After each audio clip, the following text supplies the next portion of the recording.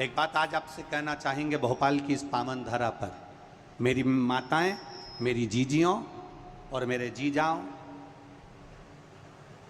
आप सबसे निवेदन है अपने भीतर उतार कर रखना।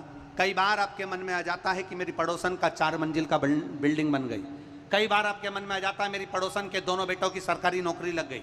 कई बार आपके मन में आ जाता है मेरे पड़ोस के यहाँ 4 व्हीलर गाड़ी आ गई। कई बार आपके मन में आ जाता है मेरा रिश्तेदार में वो बहुत उन्नति की सीढ़ी पर चढ़ गया, मेरे रिश्तेदार का लड़का वो डॉक्टर बन गया, मेरा परिचित वो इंजीनियर बन गया, और मेरे बच्चे कुछ नहीं कर पा रहे, या मैं आगे नहीं बढ़ पा रहा, मैं वहीं की वहीं पर हूं, मैं आगे नहीं बढ़ रहा, मेहनत कर रहा हूं, सब कुछ कर रहा हूं, मैंने गाड़ी भी ली, ठप हो गया, नौकरी करा, काम बिगड़ गया, मैंने ये करा, मेरे साथ ये तकलीफ आ गई, राजनीति क्षेत्र में भी आगे बढ़ा, वहीं आकर खड़ा हूं। ये आपके मन में कई बार प्रश्न खड़े होते हैं, कई बार आपके मन में ये प्रश्न आ जाता है, उसका मकान बन गया, मेरा रह गया, उसके साथ में ऐसा हो गया, मेरा रह गया। आपसे निवेदन है, आप कभी ईर्ष्या मत करना, जितनी मन में ईर्ष्या है उतना एक लोटा जल लेकर शंकर भगवान पर एक चावल के दाने के साथ चढ़ाना प्रारंभ करना, आप भी उसकी बराबरी पर पहुंचोगे, ये निश्चितता।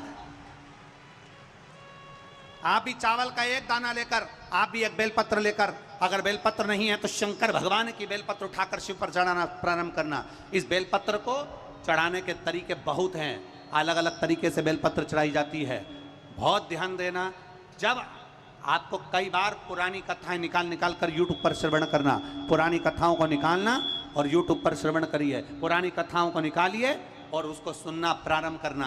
उसमें आपको बेलपत्र चढ़ाने के तरीके बताए गए हैं कि अगर हमारे यहाँ सबके बच्चों की नौकरी लग रही है और मेरा बच्चा तैयारी कर रहा है और उसकी नौकरी नहीं लग रही, तो उसका भी तरीका है कि बेलपत्र की डंडी किशोर होना चाहिए।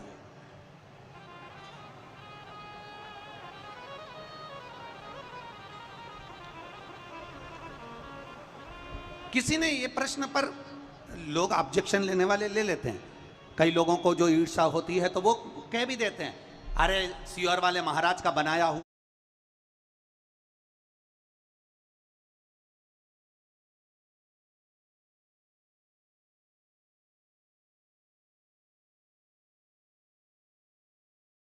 मुंह में खाया जाता है। अब किसी ने कहा बेलपत्र तो बेलपत्र कैसे भी चढ़ा दो, तो निवेदन है, खीर में रोटी में अंतर है।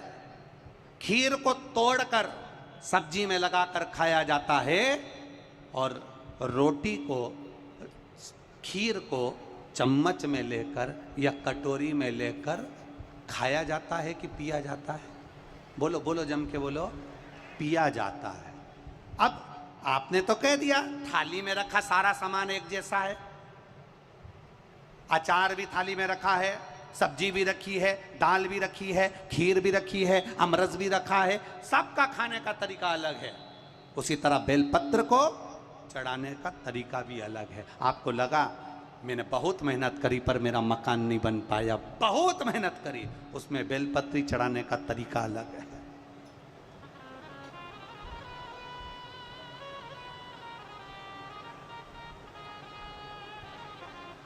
एक बेलपत्र में वो सुख जुड़ा हुआ है, एक बेलपत्र में वो आनंद जुड़ा हुआ है जो हमारे जीवन का सारा सुख प्रदान कर देता है, सब कुछ दे देता है।